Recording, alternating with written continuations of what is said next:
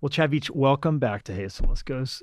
We're so glad to have you here. This is amazing. Thank you for the tea. Hey, come on, You're cheers. welcome. Thank you for My the favorite cheers, tea. mates. Yeah. A little sweet and spicy. Yeah. To over a decade of friendship. Yeah, that's right. Yes. 11 Cheers. years. 11 years of friendship and counting. And counting. Yeah. And third time on the show. So thanks for coming on our podcast 3 times in a row. Let's go. It's a It's big amazing. And just to kind of tease out where we're going to go today, as opposed to just, talking about life in general, we thought it'd be fun to have a topic that would kind of give us a little bit more containment to keep our focus on. And we don't do this often on the podcast, but the topic of leadership.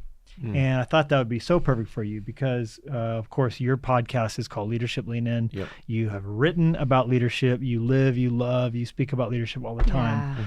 So we thought it would be just such an You're honor a to get Yoda. to kind of the three of us just kind I'm of a student. riffing, talking about leadership, and specifically leadership within the idea of being on a team. Yeah. Leading teams, the culture of a team, values, correcting errant behavior on a team, how to pick the right people for your team, kind of living there.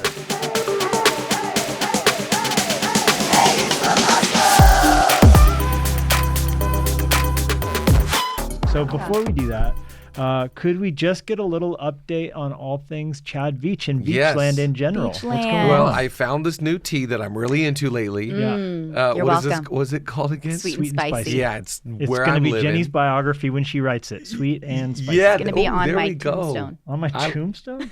I- Nothing spiritual about Is God. that a movie reference? I don't know or- what to do with this. Yeah. Awesome. Yeah, our kids are growing. We're in baseball and basketball right now. Okay.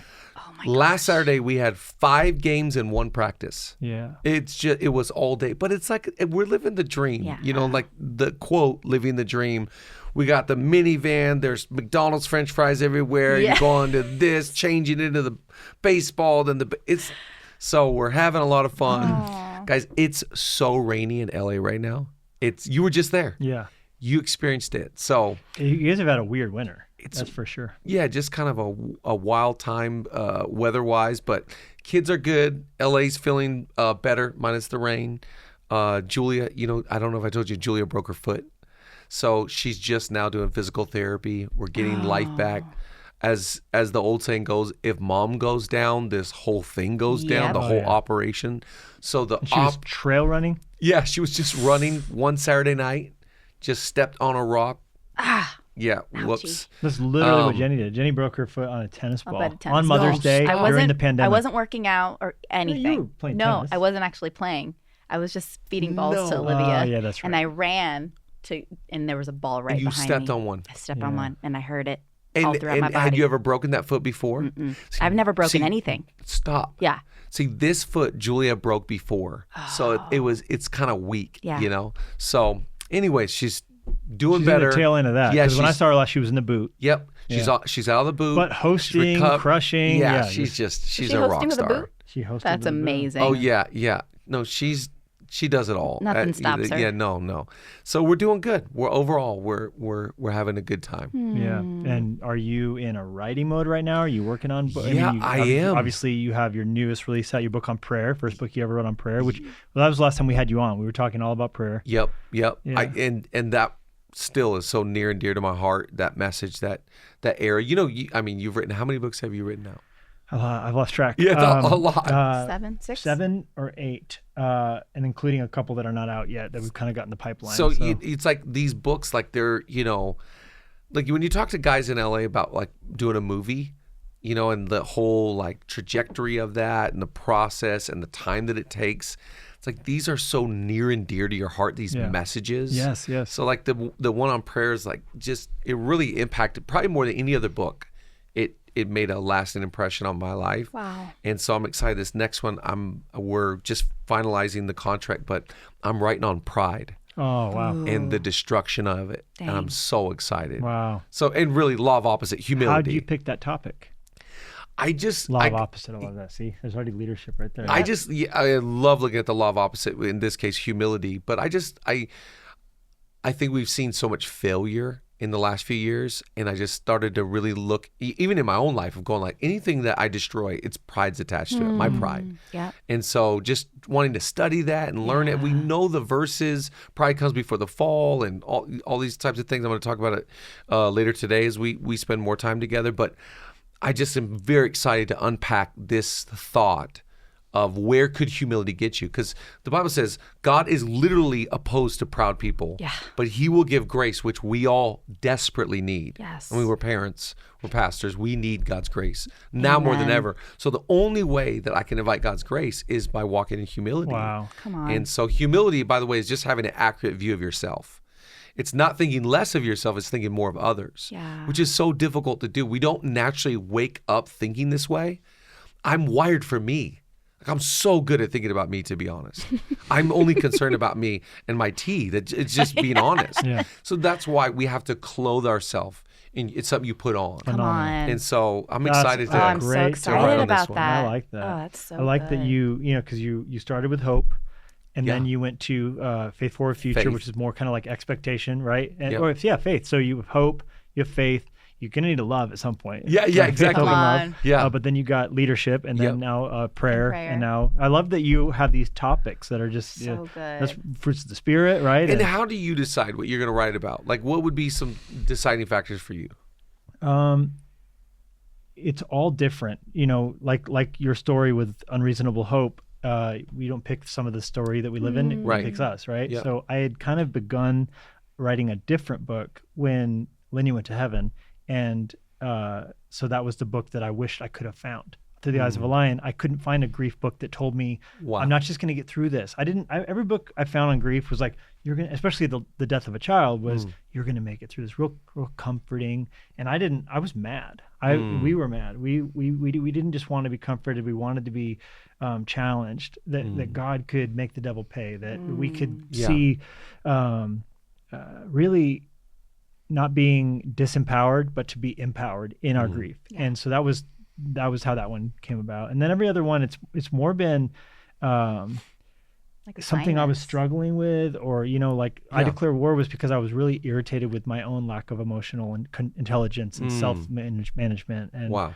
and then the pandemic got us all sitting around, and I was looking up at the moon. And so there's Last Supper. So Wow. it's just kind of all different. It's like the book finds us, right? That's in that exactly season. right. Yeah. You have to write about what you're learning about, what you're going through. Prayer for me was a real awakening of God being like, "Hey, buddy, thanks for reading the Bible every day. Do you think we could talk sometime? Wow. Wow. That's so Ouch. good. Thanks for your total discipline of religion, but you understand this is all about a relationship, right? Do you remember that? Wow. So you write out of like, I'm writing out of narcissism because I struggle with narcissism. Ooh, so good. A touch of pride. Yeah. This is one of my favorite new quotes about it. Pride is the only disease that makes everyone else sick besides the person that has it. Oh my Oh gosh. my god. And so it's like you could spot pride. You're like, they're so full of themselves. They're so Yeah. It makes impressed with you themselves. sick. Yeah. to Makes you see sick. them. Yeah. Dang. And so it's like, I'm writing on this because I want to figure out for me. Yeah. Ooh, right. Chad, But I that's think great. that's where sometimes we kind of push away from writing on something like that because whether it's a struggle or something, we maybe feel like we can't speak into it because of what we've gone through with it. Like when I was writing The Fight to Flourish, like there were so many times where I was like, I cannot write this. Like, and Levi had to talk me off the ledge multiple times, like just keep. And it was literally the story and the topic of keep going, keep That's right. showing up, keep fighting, right. keep ask God for that grit. And it's just like, I think sometimes we might like be bashful about speaking on it or writing about it because it is so personal. Oh, man. And such a struggle. Yeah. But that's where we can relate That's to right. people and people can relate to us and actually like learn because we've just let them in on That's right. this is what Our I've journey. learned. Yeah. So kids are good, busy with sports, multiple things a day. Yep. Books are continuing. Julia's foot's healing. Thank God. I will and- say Levi brought a report back from that trip and he said, people at Zoe Church were wearing like jackets all the way down to the ground, and they were offering hand warmers to people coming in because it was like 45 degrees. Yeah. Oh, guys, this is a crisis. We had a good Montana laugh about that. We're in crisis mode. But that's actually such a good idea. It's a blizzard for us, guys. It's a snow day. It's as bad of weather as we're ever going to get. It's awesome. When it hits 45 here, people are wearing shorts and T-shirts and chacos, They're like, it's 45. We can all bust out the summer. It's play tennis. Because just like you have had a crazy winter, ours hit like 30 below zero up here. Like it's been weird. When we actually should have been handing out hand warmers to people. It's actually a solid idea. It's a really good idea. Thank you. Gift. Yeah. But what about Zoe? I mean, obviously you guys are releasing music like crazy. That's been kind of a rediscovered kind of thing for you guys, right? Yeah, we really didn't release music for like almost a year and a half. So it's so fun. I love our team. I love these guys. They're writing really well. It's kind of like don't say they. I was in church at your church a while back, and they were like, Pastor Chad wrote this song. Because I tried to know the guy next to me, like, who wrote this song? We were singing this huge anthem about the glory of God. Wow. And they're like, oh, Pastor Chad wrote this. I was like, wait, I need to text him because I didn't know you wrote songs. Dang. Well, I grew up in church. I'll never forget. One time I was in summer camp. I was like 16, and I felt like God said, for where I'm taking you, I want you to learn how to play piano. Wow. So I go home and I tell my dad, like, hey, I felt like God told me. So he went and bought me a keyboard with headphones. He's smart enough not to get me a piano because I didn't know how to play. Headphones. So he's like, you're going to be in your room. More for him. That's a genius move. Exactly. Wow. So so I grew up playing in church. So I know just enough about music to know if the bass player hits a wrong note, I'm going to look and be like, that was not good.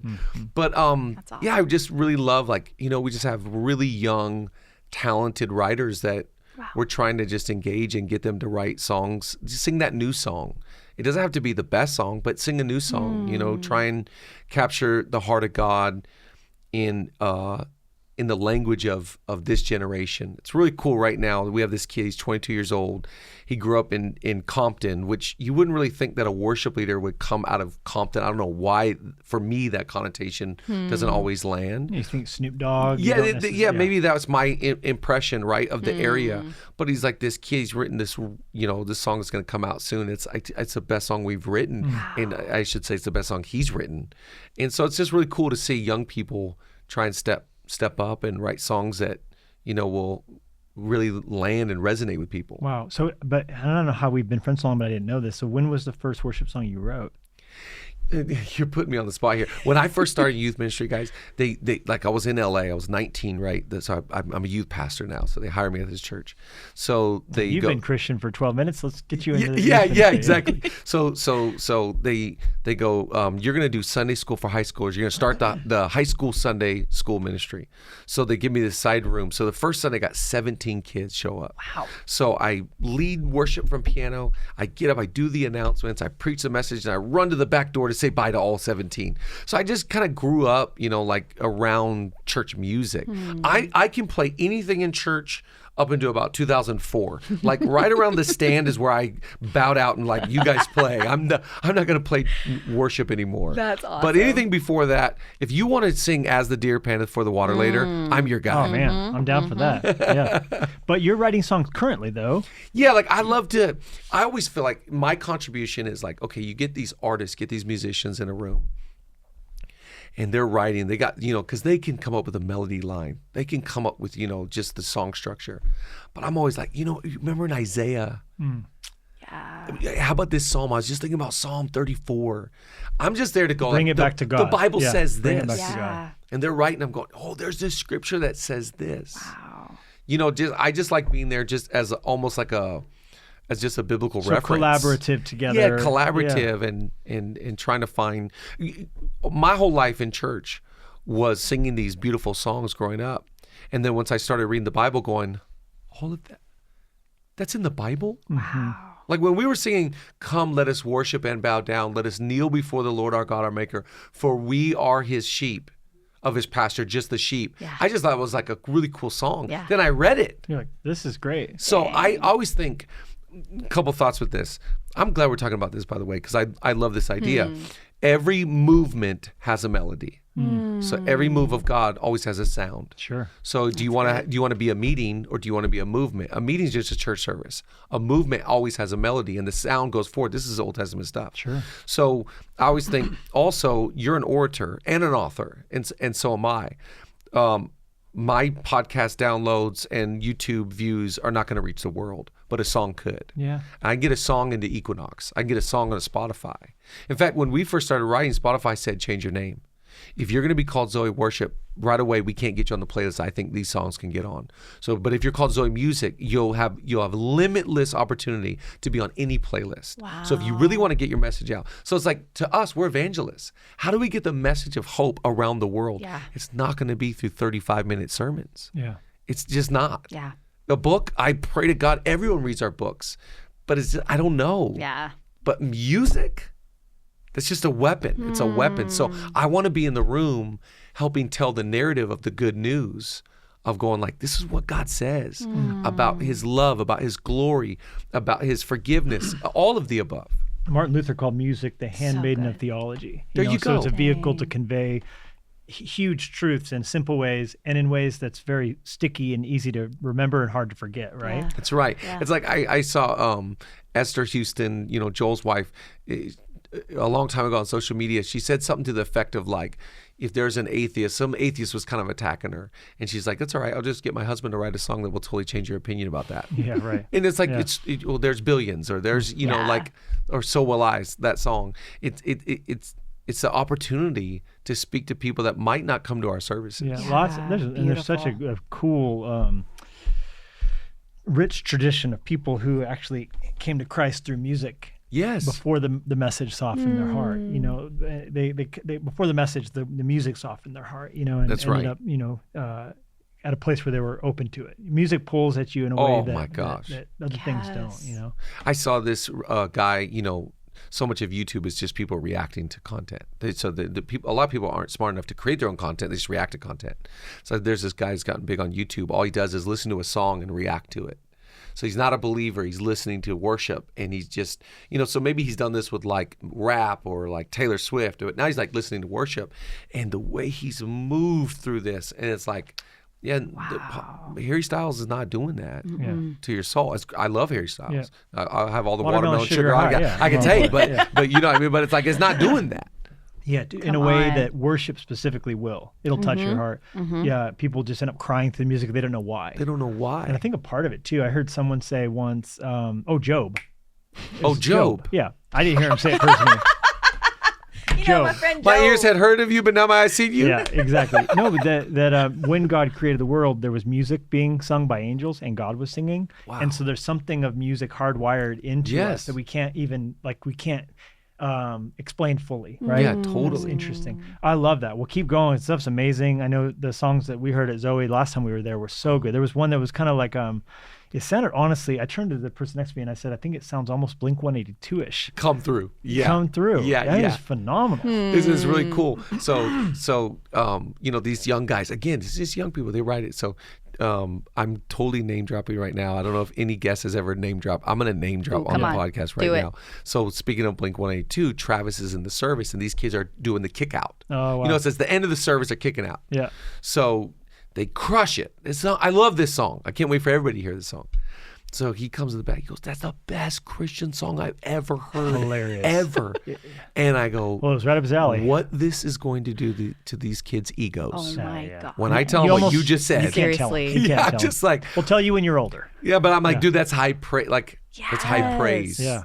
And it did. It was right. And I've never heard a worship song quite in that vein. Yeah. Well, right now, in Travis is the king of it. He's reinvented that punk sound. Avra and MGK and all these kind of young kids are creating punk music again. It went away for a while. Now it's back. So cool. Okay, well, that's awesome. And your hands are in many things. I know you guys are moving along with a building project too in Zoe. Yeah, which is exciting. So we bought a building on Figueroa in Highland Park. It's got, guys, I can't wait for you to see this. It's got like Jennie's ice cream and Homestay Taco and Go Get 'em Tiger and like the best pizzas, the best tacos. Jeez. Like it's just on the coolest street. Oh my gosh. And so we bought this. It's built 1924. It was a Buddhist temple for a long time, years. This group bought it and just sat on it, didn't do anything to it. And it was about to go to market. And our agent reached out to a friend and said, hey, do you have anything coming out soon? And they said, yeah, this is going to go to the market. And so the miracle is we had lost 4 other bids to developers. So it'd be right in there for the fight and just like we can't win. Yeah. If this would have went to market, we had no shot. Wow. But God had hit it for us. Yeah. Praise Fields God. you didn't plant. Exactly. Wow. So we're excited. Exciting. And you guys are in So the exciting. middle of all the plans. When will construction kind of... So we're just waiting for the city to approve all of our plans. We got to do some seismic upgrades and HVAC and electrical and all that, get it up to code and up to speed. And then it could be a band name, Seismic Upgrade. Yeah, right.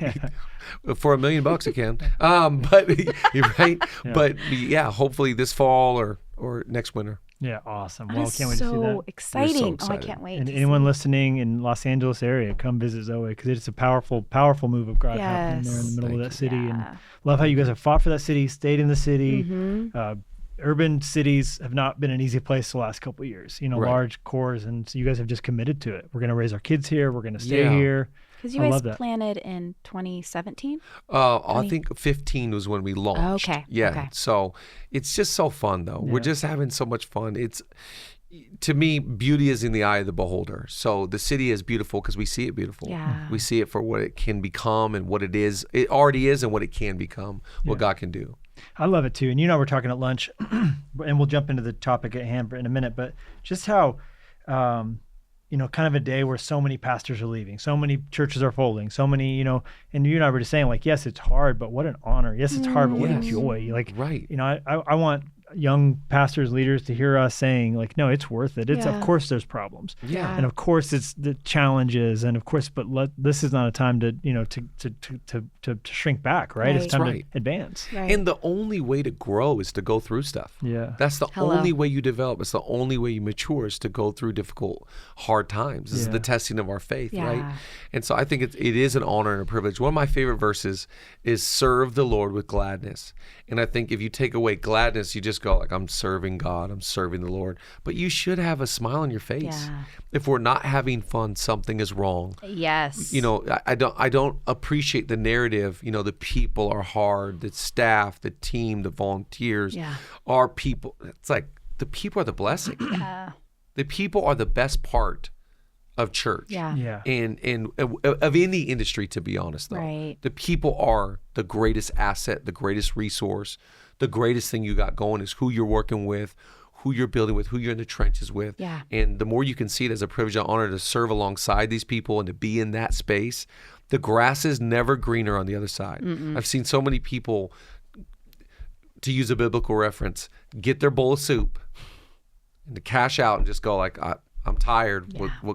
What do I got left? Yeah. And it's like, no, if you would have just held out, that bowl of soup's not better than what you could have had. It's not. Yeah. You got to So just keep good. going. Yeah. Just keep showing up, keep loving, keep smiling.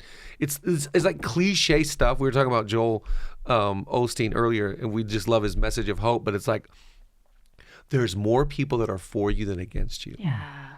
And you're probably doing better than you think you're doing. Mm-hmm. We just get caught up in emotions or turning, this little molehill into this massive mountain. So true. Everybody's saying this. Wait, hold on. Jim and Jill are not everybody. Those are two people. Yeah. We got to calm down and just keep the main things the main Yeah. things. Well, and like what you were talking about earlier about humility, and I think when we're looking through a lens of pride, we're going Yeah. to see everything as it pertains to us. So if we see two people speaking badly Yes. or whatever it is, that's what we're going to see. But if we see it through the Right. lens of, okay, we're serving these people, we're serving alongside these people. Yeah. It's just a different lens that you look through. Could you imagine Jesus? He's like, everybody's against me. They want Barabbas. Yeah. What are we gonna do? Well, we were joking too. Yeah, I think exactly right. I Funny. think that's a great mental model. I think Yes. everyone always feels like the moment they're in is the hardest moment that's ever been. Yeah. You know, and yeah. we all see pastors bouncing to become consultants or Yeah, and yeah. I'm not painting with a room that not everyone's out of God's will, right? Right. But that being said, I think, I was listening to an interview with a pastor who had stopped leading the church and now was going to just kind of like do something on the side to make money from the church but not be in it. Right. And he was just saying it's just too hard. It's just so hard. This. And he was talking about the emotional toll. And I was just thinking like, the list of Paul. You know, it's like, I've been shipwrecked. I've been bit by snakes. I've been blah, blah, blah. I've been left for dead. Besides the other things come upon me daily. And yet my great concern for the church is like every day. And it's just, I'm going to do it tomorrow. And I'm not trying to say we should play hurt or, you know, say everything's fine. You and I we've all at this table faced hardship in church, in life. Oh my gosh. Team, people, our own personal family issues we're facing. So we're not saying put a smile on it, pretend it's not hard. Yeah. But at the end of the day, what are we talking about here? That's right. I've never been stoned to death and then left for dead at the side of the road, right? And Paul's like, Demas left me. He took off. Yeah. So that happens. I think we need to do a better job of thanking people for, let's use this language, staying in the story, or doing a better job of just saying, thank you for continually saying yes. Yeah. You have the right to say no. You have the right. You could opt out anytime. Yes. But the fact that you have the power to say yes and you keep saying yes, we need to honor that. That's good. We need to applaud that because there's a lot of people saying no. Yeah. It's too much. Yeah. I need my boundaries. I gotta heal. I got whatever. And to each their own. So I'm really grateful for people that stayed in the story. Yeah. I'm really grateful for people who keep saying yes to their marriage, trying to figure out how to tackle pride, how to build the team, how to raise money, how to fill in the blank for wherever you're at in leadership. It's all a challenge. Yes. One of my favorite sayings, Bishop Jake said, currently, right now, all of your heroes are getting punched in the face. Yeah. So it's like we think, oh, they don't have the problems I got. They're not they're facing bigger problems. They got bigger fish to fry. Yeah. Right. So the fact that you continually say yes and show up, man, hats off. We salute you. We honor you. We're grateful. Amen. Okay. Amen. Well, that's all fantastic. And just So sort of good. an aside.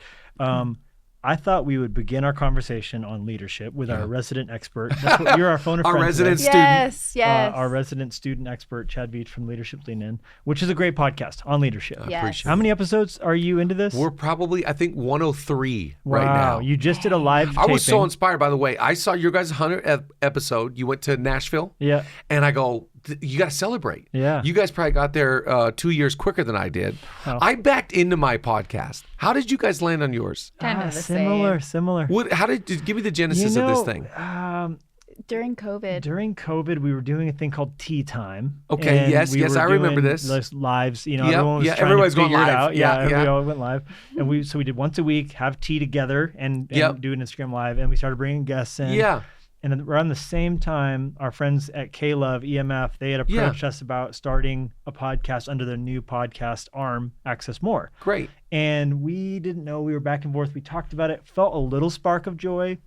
But I think we were all intimidated at another beast to feed. Oh, You know, the pulpit every week. It's another weekly another thing and a commitment. So what we did was we said, we'll agree to 12 episodes. And kind of in our back of our minds, we were like, at the end of 12, we could walk away.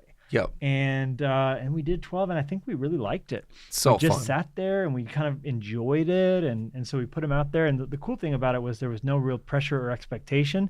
And now at this point, we've kind of fallen into a groove. We're watching God use it, and so we're kind of enjoying it. Don't you think that the reason why people like this is like my thought on it, or what I try and channel, like at least for our podcast, is like everybody, a lot of leaders wish they could be in the back green room with you. Mm-hmm. And that's kind of what this With is. the dinner table later. The dinner table. Does that make sense? Like Totally. it's such a different mode. It's a medium that they're not getting access to. So that's why I think sometimes people just crave it. It's like, I want to know, okay, I saw your skill on stage. It's really good. Scripted. But like exactly.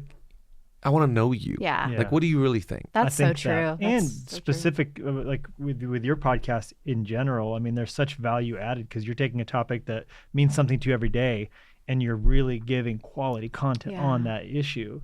So you were saying you backed into it though? Yeah. So this guy in our church came to me and he's like, hey, so I have this podcast company, all the big YouTubers, like Logan Paul, it was one of his first clients. He's like, he named all the big YouTubers. So they're all starting podcasts. podcasts. Box next? Is that what you're trying to say? No. He's like, I've got all these YouTubers and I've got this space. He's like, if you'll come up, my team will record you, we'll edit it, we'll post it. All you gotta do is show up. Wow. He's like, I'd love to do this for you. So I go, great, let's check it out. So I go up there and I'm like, this is unbelievable. I had this view of downtown. It's like, I could do this. So I think maybe episode 1, I can't remember who was with me. So I go, hey, you're in town. Let's do a podcast. And then like 6 weeks later, we had, Chris Hodges, and I go, let's do a podcast. And 6 weeks later, we had Christine Kane in town. Like, let's do a so, but I was doing it like every other month. Gotcha. Wow. I wasn't committed to it. Yeah. And so it took me a long time I didn't get serious until the pandemic. Yeah. And so, but now we're taking it serious, and I'm enjoying it. I really enjoy it. Yeah, How you can often tell. do you do now? Weekly? We're doing once a week. Yeah. And breaks at all, or just through the summer? We did a break over Christmas break. We'll probably do a little bit of a summer break, but we're pretty consistent on it. But I like it. It's almost like a journaling. That's so true. It's like just processing a subject that matters to you. We got a couple of people in the office I really trust and enjoy, and I'm trying to be like Joe Rogan, guys. Come on. Yeah, a smiley Joe Rogan. A skinnier Joe Rogan. I saw a video of Joe Rogan. He's like just so yoked. I'm like, this guy. Yeah. my You see him get into his ice bath. Yeah, It's dude. wild. Yeah. And he's also a comedian. That's not fair. Yeah. You're a comedian with a podcast. We're preachers. We're not that funny. 3-hour episodes. Yeah. Some of those things. Your guest list, man. If I had that guest list. I heard you say, you said, gosh, what was the line? You said, I know, I've known Joe Rogan for a long time. It was my brother's best friend. The line, I stole it from somebody. It's like, Joe Rogan's like, I grew up with Joe Rogan. It was my best friend's older brother. Like, and that's exactly what Joe Rogan, but he's like crushed it in that space. Yeah. Of course, yeah. Dang. Okay, so leadership and specifically team dynamics, team culture. I thought we would start with this question. What have you changed your mind on lately when it comes to how you approach team? That's a great question. Well, we were just in the mountains with the one and only Craig Rochelle, and he was talking about empowerment. And I just always get challenged every time I hear about empowerment and I hear examples. And he was talking about hiring. And so I was just once again challenged to go like, I don't need to hire everybody. I don't need to be in every interview. I just have to give away control. He was saying you can't have control and growth. Wow. They do not exist together. So if you want growth, you must give away control. And that's just a real challenging thing for most leaders are control freaks. That's why it's so good. Yeah. Because I control everything. Just with a guy, he's got a huge band, huge band. He controls everything. All the merch, every Instagram post, every song. They play it live with different musicians, but when they record, he's playing everything. And he's a control freak. That's why it's really good. But he's the lid to it. So I think leadership is that thing to understand I'm the blessing and I'm the curse. Yeah. And though if I really want things to grow, so to answer your question, what I'm changing my mind on is what I used to think I need to be involved in. I'm now thinking even more, what can I give away? So good. What can I empower? What can I release? How can I replicate myself better? It's not by me making all the decisions. I have the ability to teach people how to think well, but I can't make all the decisions. Otherwise, I'm going to be the lid to our organization. That's the hard part about leading is to recognize I am equally the blessing and the curse. I'm the biggest lid to the organization. And what's the ultimate height of that? Is that Steve Jobs, like every single detail, Right. But I mean, obviously it worked at a cost. At a right? cost, It seemed like there was an emotional toll on everybody around him. A relational at that toll. level. Yeah. So it's like, and I think you have to decide, like, let's take our friend Stephen Furtick, for example, right? So he has given his life right in this season of his life to songs and sermons. So think about how much control he has to give up of one of the greatest churches in our country, in the world. Yeah. That's given away a lot of control over budgets, decisions, hires, so he can focus on what he believes, and I agree with wholeheartedly. Yeah. The most listened to preacher in the world right now, and songs that, like, talk about songwriting. We went to the Forum, they sold it out, and we're singing it about 3/4 of the way through the show. I lean over, I go, you wrote every song tonight, didn't you? And he's like, he's a very modest, genuinely humble person. He's like, I've written every song we're singing. Every single one of them. Yeah. So to me, it's about identifying. I'm using it as an illustration to identify what are the things, the 5% they say, that only you can do. Everything else, you got to give it away. Yeah. So what would be some ways that a person listening can kind of narrow down what they can give away versus what they can't. How do you think through the lens of what can I do and what can only I do versus what is something? What's sort of a grid to process that through? I think a great grid is the people around you. I started bringing people, into a proximity of going like, hey, what do you think I'm doing too much? Hey, where am I bottlenecking this thing? Mm-hmm. Hey, what's something that's frustrating the team that I'm doing? I think just getting honest, because every way of a man is right in his own eyes. Yeah. And there's a way that seems right that leads to diminishing returns. Yes. Or as the Bible says, death. Right. I don't want to go that extreme, but it's like you think it's right. And the rest of your team, it's like one of my favorite lines about leadership. Your weaknesses are no laughing matter. They just aren't. We laugh. Oh, it's just the way I am. It's just the way I'm wired. And the rest of the team's going like, I wish to God. Yeah. Yeah, right. Totally. Right. Wow. So I think a great way to answer that is to get some people that you trust and some people that you want to speak into this to help you identify, hey, why are you doing this? Yeah. So someone's listening and they're like, okay, well, I lead a frozen yogurt shop, or I lead an insurance company or whatever it is. I teach and have maybe other teachers who answer to me. So you're saying they should just get other people around them and kind of do a 180 evaluation on their leadership or 360 evaluation on their leadership? Well, I think you should probably start with you first. Mm-hmm. You need to be able to identify what are the things, maybe the non-negotiables or the things that are like essential, because there's some things you have to identify as a leader. These things fuel me. So clearly we can see that for Pastor Stephen, songs and sermons fuel. Mm-hmm. Otherwise he wouldn't. This is a grace zone. Mm-hmm. So you got to identify, these are the things, guys, like, I'm glad you think I should give them away. This is what fills my tank. Yeah. Like I want to do this stuff. But I also can identify in this column, here are some opportunities for me to relinquish control and for me to not micromanage and for me to have the ability to trust you, and you can report back to me about these things. So I think I think you need to be ahead probably. So it's not like, it's kind of like when someone prophesies over you, it's like usually like, God's been talking to me about that. It's not like, wait, what? Yeah. I'd never heard that before in my whole life. Right. You know what I mean? Right. It rings true if it's what the Spirit's actually speaking. Yeah, exactly. So there's a ping of conviction. Yeah, so I think it's important that we actually, plan with our teams. And to me, that shows an area of responsibility and preparedness. Mm-hmm. Wow. So, go ahead. Please, no. So, you grew up with your dad being a pastor. Yep. Right. So you grew up in ministry. Yep. What are some things that you learned, like in the positive, from your parents, maybe things that they did as far as team that you still implement, or that you like held on to, and like, this is what I'm going to do, or like, what were some of those things? Yeah, the first thing that comes to mind is, and I think this is the truth for all teams, is you got to feed the team. Yes. It's like the old saying, like a family that prays together stays together. A team that eats together stays together. It's like the greatest way to someone's heart is through their mouth. Yes. You really want to capture a heart, feed them and make them laugh. Yeah. That's the way to their heart. So if you want, and by the way, we have to focus on morale constantly. Mm-hmm. We are the guardians of the big M, morale, because if the morale is good, the momentum is easy.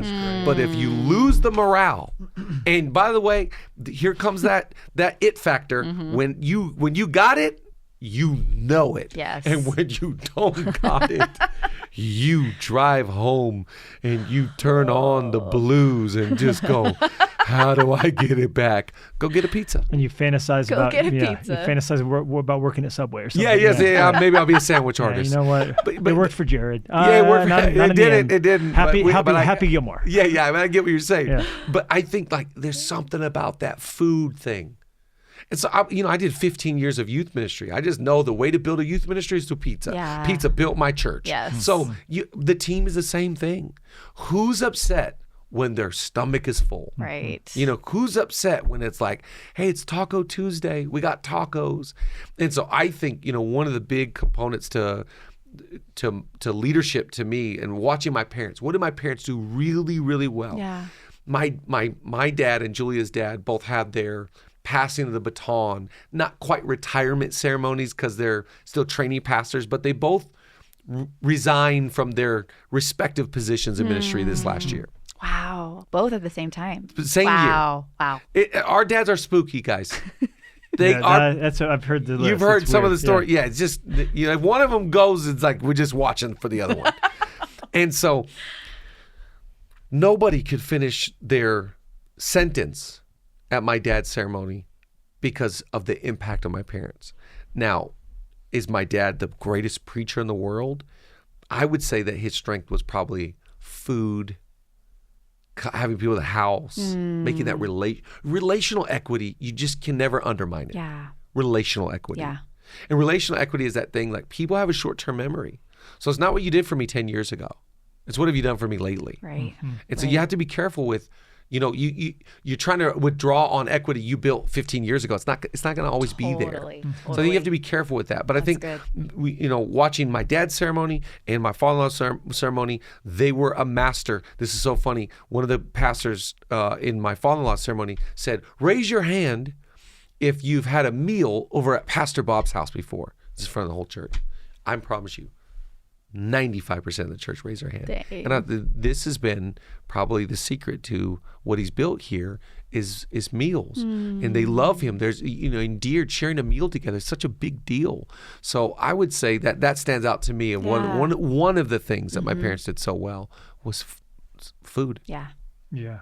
Well, you guys do that so well too. We've been a part of hospitality. Your hospitality. We've done Super Bowl parties together. Yeah. Yes. But that has to scale bigger than just what can happen in your own home. That's exactly right. So how do you delegate that? That's and good. how do you scale that kind of spirit where you're not specifically in the details in that That's way? exactly right. good. One of the guys I'm inspired by is Josh Kelsey in New York C3. And, their whole Connect group format is just dinner parties. And I think there's something about that table. There's something about opening your home. It's Acts 2, right? We just see it right there. Yeah. Church starts, boom, eating together, breaking bread together, the fellowship together. And I just don't think you have a shot with your team. We're talking about teams right now. You don't have a shot with your team that you don't eat with. You got to have meetings. You got to have strategy. You got to have vision. You got to have values. You got to have standards. Of course, all the stuff. But you're not eating? We're not going to, because it's not that we're just building together. Being on a team is doing life together. Whoever I'm building with, I'm doing life with. And so there's that team trust. Yeah. It's like we do this exercise, the trust fall. You have you ever trusted somebody you've never eaten with? Yeah. To be honest, it's like we had a great lunch together. We had Brussels sprouts, and I had this crazy chili. My God, elk chili. Oh, elk chili. Yeah. But I'm catching up. Yeah. Yeah. How you doing? What's going on? What are you thinking about? Yeah. It's like boom. I'm 10 times more involved than I was on my flight. And there's a humbling aspect to it. No one looks good with lettuce wraps. Lettuce wraps. Exactly. It humbles us all, right? Yeah, exactly. Yeah, we're reduced back to the sort of like we need food to live. Yeah, right. But I think a lot of times people are going like, man, but what? I feel disconnected from the team. Okay, so what are the connecting points? Have a meal. There you go. Okay, so now you mentioned delegation and you mentioned empowering and figuring out the things only you can do that other people can't do. So when it comes down to actually delegating to someone, what maybe principles come to your mind when you think about the actual process of who to delegate to? Who within the team has that leadership potential? What are you looking for and how do you go about actually delegating to them? Yeah. Well, I think we have to see the spectrum of delegation, by the way, which, is not like abdication where I assign something to you and I just turn my head and just go like, sorry, I only do sermons and music. Sorry. That's it. Yeah, you're right. It's like there's a level of participation that is not micromanaged, but there. So you got to find that sweet tension for you. Totally. But when it comes to identifying this is a big deal. Who do I trust? Yeah. By the way, this is a great new book that's out. We all need to read it. It's by Henry Cloud. It's on trust. He's got a great thought. When to give trust, when to take away trust, and when to repair trust. Wow. And this is a big deal. He talked about this. From the moment we were born, God wired us to trust. So you ever see a leader that's not trusting, that's not the way God's created us. When we are born, what's the first thing that we do? We trust our mother. We for sustenance, for care. So we're wired to trust. And we don't even realize we're doing it. We don't even realize. We're made to. Yeah. It's just, natural. Yeah. So the leader that is untrusting will never win. Yeah. Because you're wired to trust. Yeah. Jesus is trusting the Father to forgive people while he's hanging on the cross. So we're wired to this. So I think we need to, leadership is risky business. Yeah. So you take a risk. Maybe you do have a Judas on the team, but we don't know until we take a risk. Right. Until we find out. Yeah. And maybe more to the point, how do you recover after a Judas? Yeah. How to recover, how to rebuild trust. And I think some of us are, we have people that we're not trusting who are paying for the sins that they didn't commit. Someone else did long before they came around. Oh my gosh! So many leaders are kind of the once projecting. bitten, twice shy sort of thing. That's right. That's right. And then we just do this huge, broad stroke over everybody over a experience or two. Now, I do think we have to use discernment. We have to be wise to use a verse. We can't build with a spiritual novice. Lay hands on no man suddenly. So, but let's just talk about Jesus, the greatest leader that ever walked. He's walking in a crowd. He looks in a tree and he goes, that's a leader. Yeah. Everybody else saw punk. This guy's a jerk. Right. He's a thief. Right. Traitor. He would become a preacher. Full Benedict Arnold. Yeah. Right? Right. But he saw something. So leadership to me is going like, I see something that this guy don't even see in himself. Dang. I'm going to take a risk. Yeah. And I'd rather get burnt than not take a risk. Wow. I'd rather. So years ago, someone said, how do you know the difference between a duck and an eagle? Well, how do you know you got a word from God? Dang. How do you know this is from God? It's like Martin Smith was just with us this weekend, and I was thinking about this one time. We were on Outcry tour. We're at Baton Rouge, packed arena, and I'm getting ready to go up and preach. And Martin Smith says, I really feel like God told me that we're supposed to pray for that lady in the wheelchair in the back. She's going to walk tonight. I said, let's go. So I get up, I close the set. I said, guys, Martin Smith wants to share. Martin Smith gets on the microphone and says to this arena, I really feel like this lady, we're supposed to pray for her. She's going to walk tonight. Well, so he has the whole arena. Extend hands. People go lay hands on her. She doesn't get healed. He walks down. Did he fail? Absolutely not. Because you got to take a risk. Yeah. It's part of leading. Yeah. Going like, I felt it. I stood up. What if Zacchaeus didn't turn out to be a preacher? Yeah. Does that make sense? Like, right. The rich young ruler just like, nah, I'm out. Yeah. So you got to take a risk. Yeah. We're So built to good. trust. We're built to have people in our houses. But that's oftentimes in leadership based on a hunch, right? A hunch. So what do you look for as you build your hunch on How to have a someone? hunch. How to have a hunch? Back. Yeah. Sorry, I apologize. We're bringing Hunchy back. Y'all leaders know how to act. There you go. So what helps us form a hunch? What's the latent materials? What are some of the trace quantities that you want to see that can be coaxed out? Yeah, sure. But again, now I'm talking the frozen yogurt stuff, right? He's looking at his team. Who becomes the assistant manager? What is going to be the thing? Let's go Brad Lomenick for a second. Okay. So he wrote the book H3, Yeah, right? there you go. So he says you got to look for three things: hungry, humble, and hustle. So work ethic. So when you're trying to take a risk, there's that discernment factor in leadership going like, I know that they're a knucklehead right now, but there's something here. And I feel responsible to keep investing, keep taking them, So they are showing me there is a humility. Now, they might have flashes of outbursts of pride, but there is truly, when I get to know them, they're humble and they're hungry. They want to learn. By the way, when someone's listening to multiple podcasts and they're consuming content, I think we ought to applaud them and say, way to try and stuff your brain with a bunch of good stuff. Come on. Yeah, right. So good. Way to go. Yeah. You're reading a John Maxwell book. Good on you. Man, Yeah. I see so many leaders like, why are we trying to micromanage and poo-poo? Maybe because it's not the author or the person you want them to listen to. At least they've developed the discipline of reading and learning. Content. What a in. good perspective. We got to apply That's so that. freeing. So there's humility, there's hunger, and there's that hustle part. Now this is the big part, because I cannot work with unmotivated people. Yeah. If I have to always give you the pep talk and spur you, Yeah. we're not going to make it. You'd rather have to slow someone down than speed them up. Recently, I was at a church in Memphis. John Siebling. Do you guys know Pastor John Siebling? No, of him. He's just unbelievable. Yeah. And he has all these guys around him kind of like, these are some dogs. These are some, I don't know, a lot of guys that can handle these. A lot of times leaders want to play it safe with people they could control. Andy Stanley says if you're an insecure 6, you'll want 4s around you. There you go. And if you're a secure 7, you'll want 8s around you. There you go. Yeah. There you go. So I'm watching all these 8s around him. Wow. I'm like, dude, there's not a lot of guys that roll like this. So I asked him, I said, how'd you get all these guys? He said, when I was starting in the ministry, a prophet prophesied that you'll always have horses around you that other people couldn't bridle, but you'll be able to do it. Wow. And I just thought, man, I'd rather have some people I'm pulling back. Love that idea. Love that grind. Hey, let's go through a procedure. We have a great process for that. Then going like, come on. So I think those are great. Those are just 3 H's that we can go. Here's a good prerequisite.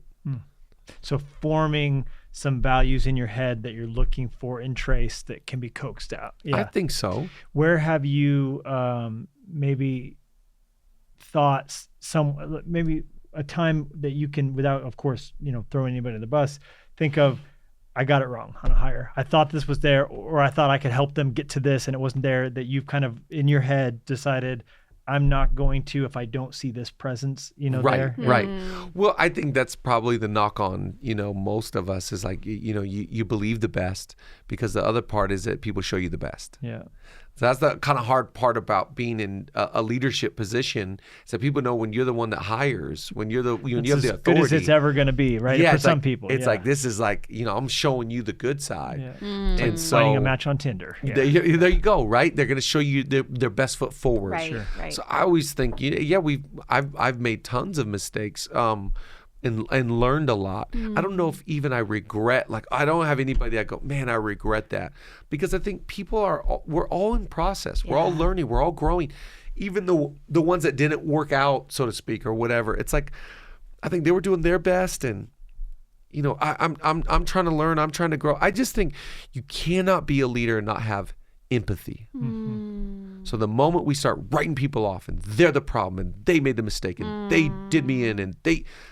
I guarantee if you talk to Jesus, so Judas, huh? You missed it, didn't you? Yeah. You missed it. I think he'd be like, man, I love Judas. Yeah. We had some great memories together. Yeah. Hey, man, you saw that guy, but man, when I found him, yeah, before the devil entered him, that was my guy. Wow. Let me focus the question, because I don't mean to say like a staff hire specifically you regretted. I mean more either a trait that was missing that you thought I can help them get there or her get there, yes. or more of a toxic trait was there, but that you kind of turned a blind eye to because there was such strong skill in somewhere else. Talent, right? You sort of said, I won't ever, because you know what I mean? Yes. I can't, if this isn't there, I can't get you there. And if this is there, it's going to hold you back. Yeah. So maybe kind of in your mind. Yes. That stands out right away. Yeah. An example stands out right away. And I think that the trait that I would have to combat for my personality, because maybe, I don't know if you're built this way, I want to rescue people. And I could see so much gold to go just this one area. Maybe we can help you get stronger. And that is the area of emotional instability.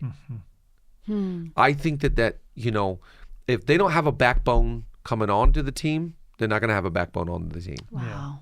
If they need crazy boundaries for their hours and kind of that new era that we're in of like people would rather work at home, really self-care. I'm all for self-care. I'm all for sleep. I'm all for, my God, come on, we can talk about this all day long. But if they're coming onto your team with those values and kind of that rhetoric, I have found, because we're talking they to pop used the school. word boundaries 13 times in their interview. Yeah. Right. Does that make sense? And going like, oh, sure. I have boundaries. Yeah. But that one's gotten me. Yep. Gotcha. Because these buzzwords I also uphold highly in my life. Right. They're just approached so differently. And so it's not going to play out and manifest, because leading is sacrifice. And to be honest, the thing about leadership, whether you're an entrepreneur, business, church, doesn't matter.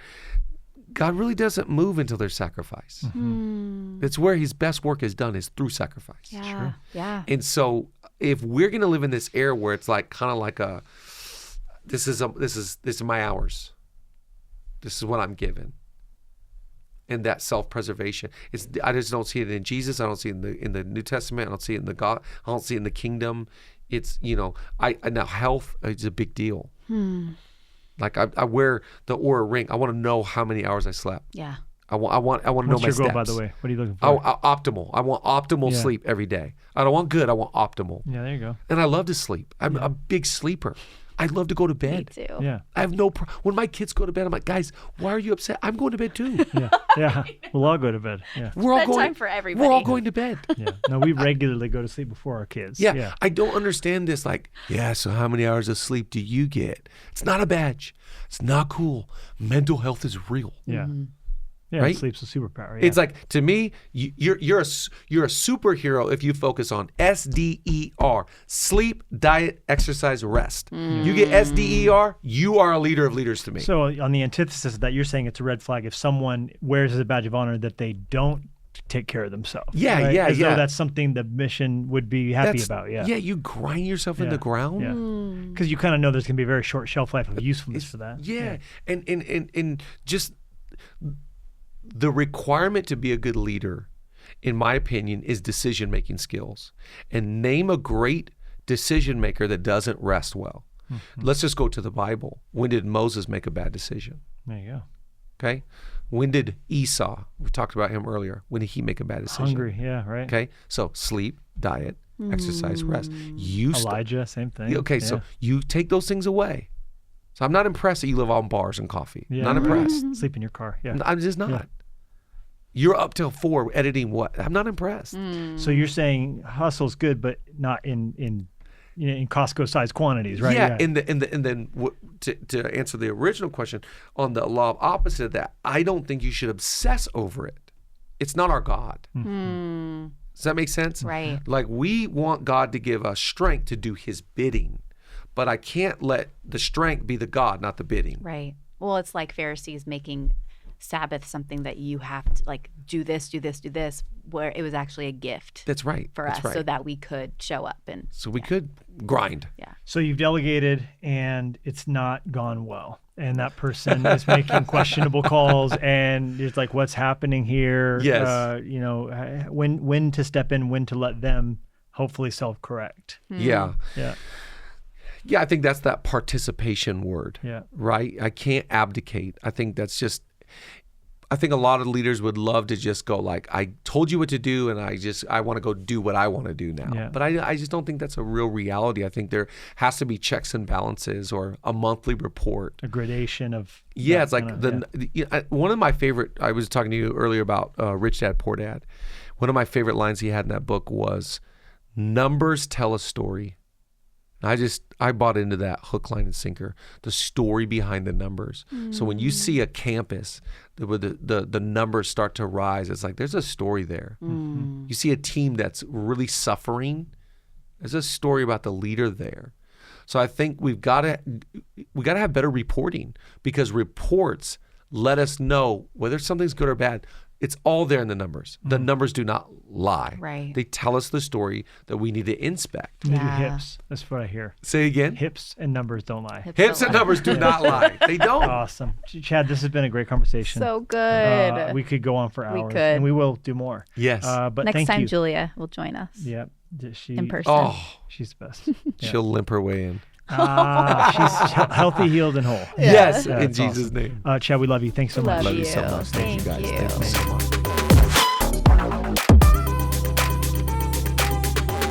Thank you so much for listening. Be sure to swing by LeviLusko.com and JennieLusko.com to see what's going on in our world. And make sure to subscribe so you don't miss a single episode.